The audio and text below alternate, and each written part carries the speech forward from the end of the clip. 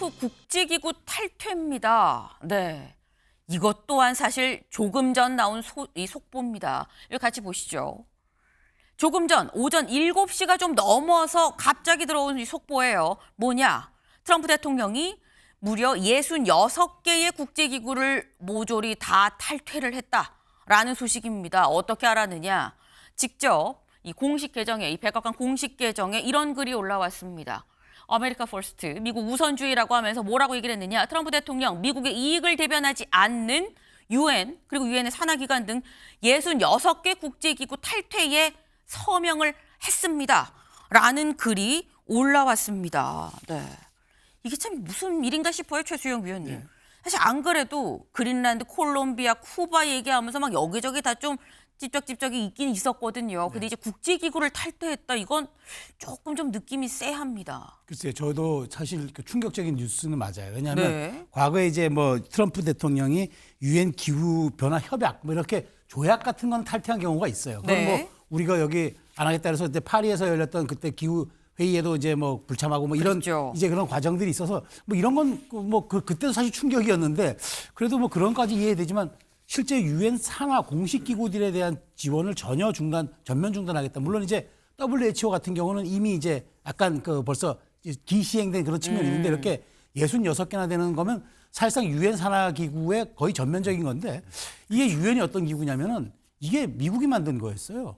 그 1942년 루즈벨트 대통령이 유엔이라는 이름을 명명했고 유엔 헌장이 서명된 것도 1945년에 샌프란시스코예요. 그리고 지금 유엔이 본부가 있는 곳이 뉴욕이에요. 그렇죠. 그런데 미국 대통령이 여기에 대해서 전면 지원을 중단한다? 지금 이 기구들이 다 빠져버리면 사실상 유엔은 껍데기만 남은 경우가 되니까 안보리 회의 정도만 개최하는 게 있는 거고 실질적인 국제 사업을 하는 기구들에 대해서 돈줄을 다 막아버리면 물론 뭐 미국이 중단한다고 해서 다른 나라들이 여기에 대해 회원국들이 돈을 내면 가능하지만 사실상 어찌 보면 상징적인 곳에서 상징적인 국가가 이렇게 행위를 한다는 건 이건 굉장히 좀 그 이례적인데 더더군다나 최근 베네수엘라 사태와 맞물리니까 혹시 트럼프 대통령이 국제 질서에 대한 새로운 뉴노멀을 또 가지고 있는 거 아닌가?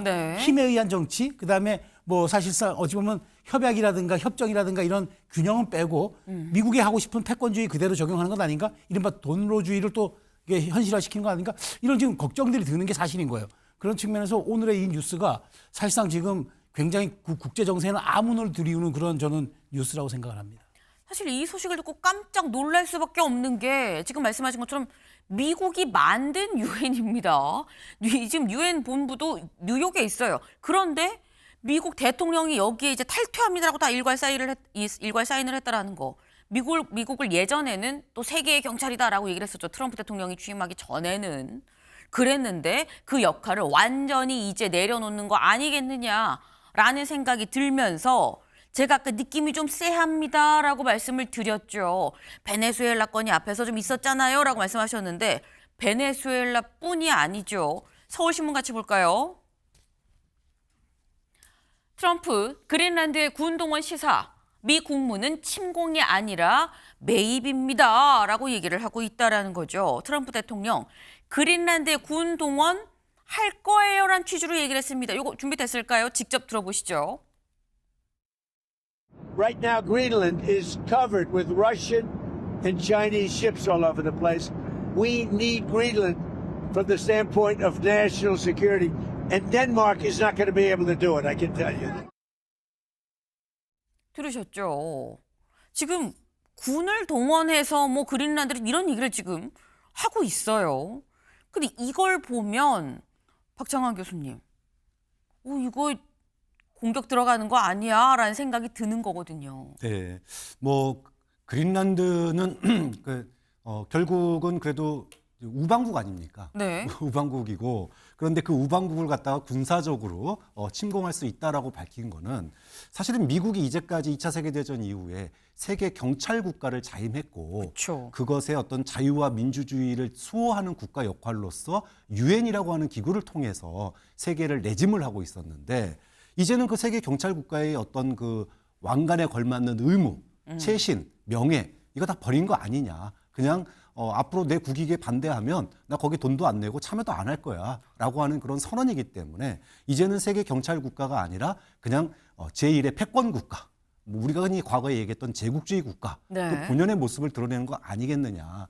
물론 뭐 덴마크라고 하는 그 산하에 있는 자치국가이기 때문에 직접 공격하는 일은 아마도 없을 거라고 다들 예상을 합니다. 네. 그럼에도 불구하고 소위 군사력 투시를 갖다가 암시를 하고 또 그걸 공공연히 언급한다라고 하는 것은 이제까지 지켜왔던 그 세계 질서에 완전히 반하는 행동이거든요. 근데 그런 얘기를 할 수 있는 거는 이미 통상 질서를 완전히 바꿨어요. 네. 다 25% 세금 내, 관세 내 이렇게 해가지고 한번 바꿨고 이제는 안보 질서마저도 국제 안보 질서마저도 네. 철저하게 국익 중심의 어떤 다극 체제로 이제 전환되는 거 아니냐.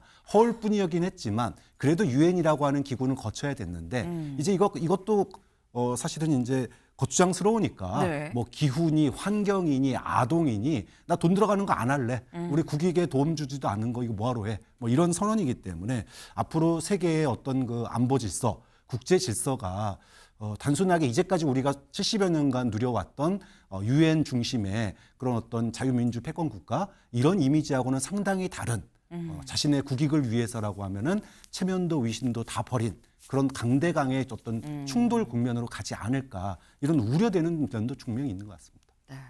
지금 결국 강대강 그냥 힘의 논리로 지금 제국주의 시대 그때로 다시 회귀하는 걸 수도 있다라고 말씀을 지금 하셨어요. 네.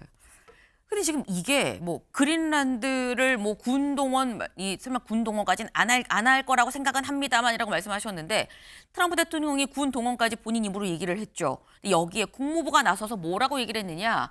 침공 아니에요라고 해명을 했어요. 침공이 아니라 우리가 사겠다는 겁니다. 매입하려고 하는 거예요. 그래서 조만간 덴마크랑 만나기로 했어요. 라고 밝혔습니다. 덴마크랑 만나서 이거 우리 협상을 좀 시작해 봅시다. 얼마면 돼? 라는 얘기를 시작을 하겠다라는 건데 상식선으로 임 변호사님 덴마크가 팔려고 하겠느냐라는 거예요. 그럼 덴마크가 안 팔아서 실제 만약에 침공으로 들어간다고 하면 예전에는 안보리를 기점으로 해서 국제사회가 좀 뭉치는 게 있었는데 탈퇴를 했거든요. 뭐 어떻게 되는 겁니까? 이거 사실 굉장히 큰 문제입니다. 그쵸? 지금 시대가 어느 때인데 네. 한 나라의 땅을 내가 돈을 주고 사겠다라고 언급하는 거 이 자체가 국제법적으로 가능한가부터 저는 일단 의문이 듭니다. 현저하게 부당한 거래는 원래 이루어질 수 없도록 사는 거 자체가 사실 불가할 수 있다 법적으로. 그렇죠. 이 부분도 이제 의심이 되고요. 네. 내가 지금 침공하겠다라는 이야기가 나오는 것도 굉장히 놀라운데 네. 그 목적도 들여다봐야 될 것 같습니다. 만약 트럼프가 어떤 군사적인 작전을 개시한다거나 적어도 이 땅에 대해서 내가 권리를 주장해야겠다. 미국에서 돈을 들여 사겠다라고 할 때 명분이 있어야 되는데요. 네. 사실 그린란드에 왜 트럼프가 눈독 들이는지는 다 알고 있습니다. 그린란드 단순히 얼음으로 뒤덮여 있는 북극 땅이 아니라요. 그 안에 히토류 매장되어 있습니다. 그 히토류 누구를 견제하느냐? 중국 견제하고 싶은 거죠. 그리고 굉장히 중요한 길목입니다. 러시아가 다른 나라로 나갈 수 있는 굉장히 중요한 길목도 되기 때문에 군사적으로 경제적으로 미국에게 도움이 돼서 지금 침공을 하든 내가 네. 이걸 사고 싶든 이런 이야기를 하는 건데 국제법적으로 보자면 이것은 명분이 합당하지 않다라고 보여지고 실제로 돈을 아무리 준다고 해도 사는 것이 가능할 것인가 이런 계약 자체를 유효하다고 볼 수 있을 것인가 의문이 남습니다. 네. 그 지금 말씀은 기본적으로 지금 뭐 침공 아니고 매입이에요. 뭐 시나리오 A든 B든지 간에 침공이든 매입이든지 간에 뭐가 됐든지 간에 국제법적으로 다 말이 안 돼요라는 말씀이에요. 근데 그럼에도 불구하고 그냥 강행하겠다고 하면 유엔 뭐 국제기구 싹 다 지금 탈퇴를 한 상태에서 딱히 누가 더 힘세 그러면 이거는 모르는 거다라는 건데 근데 그럼 최수영 위원님 만약에 그린란드를 안 그러면 좋겠지만 안 그러길 바랍니다. 침공을 했어요. 네. 안 판다고 하니 그래 그럼 가서 뺏어오지. 침공을 했어요. 그러면 전투기가 막 출격을 한 상황에서 이거를 제지하기 위해서 다른 나라들이 또 무력으로 대응을 할 수밖에 없는 거 아닙니까? 제지를 하려면? 네. 그럼 이거 3차 대전 아니에요? 근데 이제 저도 그 가능성을 배제할 수는 없어요. 지금 네. 베네수엘라 사태를 보면은. 근데 이제 이거는 경우가 약간 다른 게 여기는 그러니까 이른바 유럽이 개입돼 있는 거잖아요. 네. EU가 여기에 뒷배가 있기 때문에 이렇게 되면 EU와 전면전을 하는 거예요. 지금 그래서 프랑스 정상, 다른 이제 유럽 정상들이 독일 정상들이 그린란드에 대해서는 미국이 이렇게 접근하면 안 된다고 이미 영국 총리까지 경계를 뒀어요. 네. 근데 저는 이제 이게 그 고도의 협상 전략일 수도 있다고 보는 게 정말 그린란드에 그 무력을 출동시켜서 정말 여기를 흡수하려 할까요? 그러니까 뭐 돈으로 사는 것. 근데 그것도 지금 뭐 여러 가지 문제가 있어요. 전 제가 보기에 미국이 원하는 카드는 아마 이럴 수도 있다고 봐요. 그러니까 그쪽에 사는 주민들에 대한 주권은 최대한 보장하면서 미국이 그린란드에 대한 활용권에 대한 재량권을 많이 갖는 것. 그것으로 저는 덴마크와 협상할 가능성이 있다고. 그러니까 원래 우리가 레버리지라는 게 있는 거잖아요. 그러니까 최강수는 무력. 그다음에 이제 말하자면 현실적인 카드는 네. 매입. 근데 이 두 가지 어느 것도 사실은 쉬운 선택지는 아니잖아요. 그쵸. 그럼 가운데 선택지가 뭐냐면 주권을 보장할게. 대신 우리의 재량권을 줘. 그럼 우리가 여기에 대해서 활용하고 그다음에 남는 이익은 일부는 내가 너희들 나라에 보상해 줄게. 라는 카드가 저는 가장 현실적인데 그걸 염두에 두고 이렇게 극과 극의 레버리지를 국무부는 매입. 그다음에 트럼프 대통령은 전쟁. 중간의 선택지는 우리에게 재량권을 줘. 너희들 주권을 보장해 줄게. 아마 저는 그 선택지가 가장 현실적인 카드라고 봐요. 근데 이렇게 지금 강원 양면을 냉온탕을 네. 오고 가면서 압박을 해줘야 중간 선택지가 굉장히 좋은 걸로 비춰지게 마련이거든요. 네. 덴마크나 유럽 입장에서는 이거 굉장히 저렴하네. 효율적이야. 그러면서 해줄 수가 있어요. 지금 이런 상황이라면은. 네. 저는 그거를 지금 트럼프 대통령이 노린 이른바 블러핑에 워낙 강한 그런 정치가이기 때문에 저는 그 카드가 가장 현실적이고 또 그걸 노림수를 두고 한 거라고 봅니다. 참 이게 트럼프가 결국 사업가구나라는 생각을 다시 한번 할 수밖에 없어요. 한 100을 얻기 위해서 일단 1000을 부르는 거죠. 1000 불러서 안 되면 내가 깎아줄게. 700, 500, 300 알았어 100만 받을게라고 해서 아무것도 없던 무일푼이 100을 얻게끔 하겠다는 생각 아니겠느냐라는 거예요. 근데 트럼프 대통령도 분명히 알 겁니다. 본인한테 쏟아지는 전 세계적인 어떤 비난이나 이런 화살들을 알 텐데 그래서인 건지 동아일보 기사 같이 볼까요? 공화당 의원들 다 모여있는 자리에서 이렇게 얘기했다라는 거예요. 중간 선거지면 난 아마 탄핵될 거예요. 라고 얘기를 하면서 그러니까 선거지면 안 돼요. 라고 얘기를 했다라는 거죠. 직접 들어보시죠. You got to win the midterms. Because if we don't win the midterms, it's just going to be, they'll find a reason to impeach me. 네. 본인도 지금 본인이 하는 행동의 어떤 위험함을 잘 알고 있는 것 같다라는 생각이 들어요. 박정환 교수님. 네. 올해 지방선거가 중간선거가 미국에 네. 있습니다. 트럼프는 이미 탄핵을 2번이나 경험한 적이 있어요. 물론 그렇죠. 이제 통과는 안 됐지만 네. 지금 현재 트럼프는 고물가라든지 또 앱스타인 이 문제로 사실은 정치적으로는 그 내부에서 위기에 좀 몰렸다 이런 평가가 굉장히 많고 공화당 내부에서도 이거 앱스타인 자료 이거 열어봐야 되는 거 아니야? 뭐 이런 분위기가 있었기 때문에 트럼프가 과연 이번 중간선거 잘 넘어갈 수 있을까? 뭐 이런 이제 전망들이 나왔는데 네. 이게 베네수엘라 폭격으로 싹 사라졌습니다. 그러니까 베네수엘라 폭격 딱 하고 나니까 물론 뭐 이거 의회 승인 받았냐 안 받았냐 뭐 이런 논란이 있긴 하지만은 네. 뭐 앱스타인 얘기 쏙 들어가 버렸어요. 그러네요. 이슈가 바뀌어 버렸습니다. 자, 거기다가 이제 그린란드 뭐 사던 네. 아니면은 뺐던 아니면은 뭐 침공을 하던 네. 뭐 혹은 그린란드의 그 협상 분위기를 만들기 위해서 쿠바라든지 콜롬비아 다른 적대 국가를 또 타격할 가능성도 굉장히 높거든요. 자, 이렇게 되면 지금 뭐 앱스타인이 문제가 되겠습니까? 결국은 자신의 어떤 그 국내의 정치를 위해서 네. 이 국제적인 분쟁 또는 미국의 영토 확장을 갖다가 통해서 자신의 위기를 넘어서겠다라고 하는 이런 국내 정치의 연장선에서의 외교도 지금 활용하고 있는 거 아니냐. 좀 그런 점에서 지금 탄핵 얘기는 네. 단순하게 뭐 자기가 진짜로 탄핵 당할 거다 이런 얘기가 아니고 공화당도 줄 똑바로 서 아하. 나한테 줄 똑바로 서라. 나 앞으로 계속 이렇게 바깥에서 사실은 지지자들한테 뭐 준 거 없는데 내가 캐나다도 가져오고 그린란드도 가져오고 앞으로 가져올 건데 너네 내 말 안 들으면 다음 되겠어? 뭐 이런 정도예요. 그러다 보니까 지금 이제 굉장히 공화당 내부의 분위기가 양자택일을 하지 않으면 안 되는 이제 그런 상황으로 트럼프가 내몰고 있고 굉장한 승부수를 던졌다. 그리고 그 승부수가 네. 지금 공화당 내의 목소리를 트럼프 지지 쪽으로 결속으로 이렇게 빠르게 움직이는 동력으로 작용할 가능성이 크다. 이렇게 보는 거죠.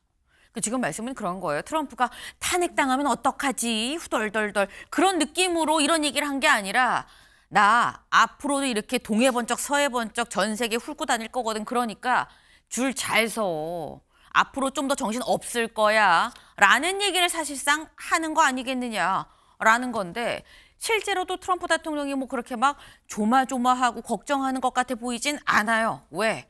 엄청나게 많은 이 공화당 의원들 다 모아놓고 이런 얘기도 했거든요. 직접 들어보시죠. And she gets up and they put a little tiny thing like this, little thing.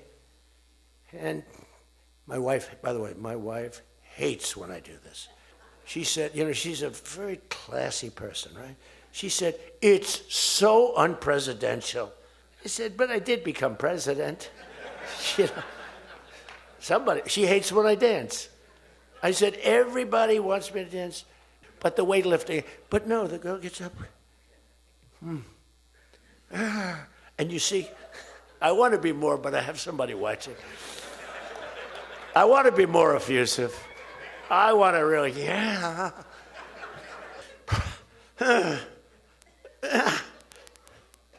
Drops the thing, walks off the stage crying. Her mother's crying, her father's crying. Guy gets up, and he walks up. Bing, ding, ding, ding, ding. It's crazy. 이게 대체 뭔 얘기야. 앞에서 막 웃고 떠들고 막 번쩍번쩍하긴 하는데 무슨 얘기하는지 알 수가 없네. 표정밖에 안 보이네 라는 생각 하셨을 것 같아요. 변화무쌍한 트럼프 대통령의 표정들. 이 표정을 지으면서 한 얘기가 대체 뭐냐는 거죠. 뭐 역도 선수 얘기도 나오고요. 민주당이 성소수자를 지금 우대하는 그런 정책을 펴고 있죠. 그러니까 이걸 비판하면서 여성으로 성을 이 트랜스젠더의 이 성을 바꾼 이 역도 선수를 따라하는 겁니다. 비꼬는 거죠. 비꼬아 가면서 지금 앞에 공화당 의원들이 쫙 있는데 모아놓고 이게 뭡니까? 라고 얘기를 하고 있는 거예요. 근데 이런 게 사실 임 변호사님, 미국 사회에서 공개적으로 저렇게 얘기하는 건 뭐 명예훼손이라던가 이런 걸 충분히 사실 고소를 당할 수도 있는 사안 아닌가라는 생각이 들거든요. 미국은 자유라는 가치를 매우 중시합니다. 네. 이 자유가 보장이 되려면 차별이 있어서는 안 돼요. 그 차별 중에서도 특히 뭐 성별이라던가 종교를 이유로 한 차별을 엄격히 금지하고 있고요. 네. 오히려 어찌 보자면 그런 부분에 있어서 가장 차별이 없는 국가다라는 평가도 가능한데 역행하는 처사입니다. 지금 한 나라의 대통령이 노골적으로 성 전화를 한 선수에 대해서 운동 경기에 참여할 때 이 바벨을 들어올릴 때 결국 원래의 성은 남자였으니까 쉽게 들 수 있다. 이건 페어하지 않다, 공정하지 못하라는 걸 강조한 건데요. 물론 성전환 선수의 어떤 이런 운동 경기 참여에 대해서는 찬반 논란이 있을 수 있고 이에 대해서 대통령이 어떤 의식을 갖고 있을 수는 있겠지만 그 방식이 매우 잘못되었다고 보여지고요. 미국에서도 만약 네. 이와 관련해서 이 성전환 선수들이 이를 근거로 소송을 한다면 전 손해배상 청구의 대상도 될 수 있는 사안으로 보여집니다. 지금 트럼프 대통령이 뭐 대외적인 어떤 외교 선상에 있어서만 위태위태한 게 아니에요. 발언, 행동 하나하나가 다 굉장히 위험해 보인다라는 생각이 좀 듭니다. 오늘 조금 전에 이 국제기구 66개 탈퇴를 했는데 탈퇴하고 난 이후에 지금 국제사회 전 세계가 얼마나 깜짝 놀랐을까요? 이후에 후속 보도까지 저희가 속보가 나오는 대로 같이 좀 전해드릴 수 있도록 해보겠습니다. 다음으로 넘어가 보죠.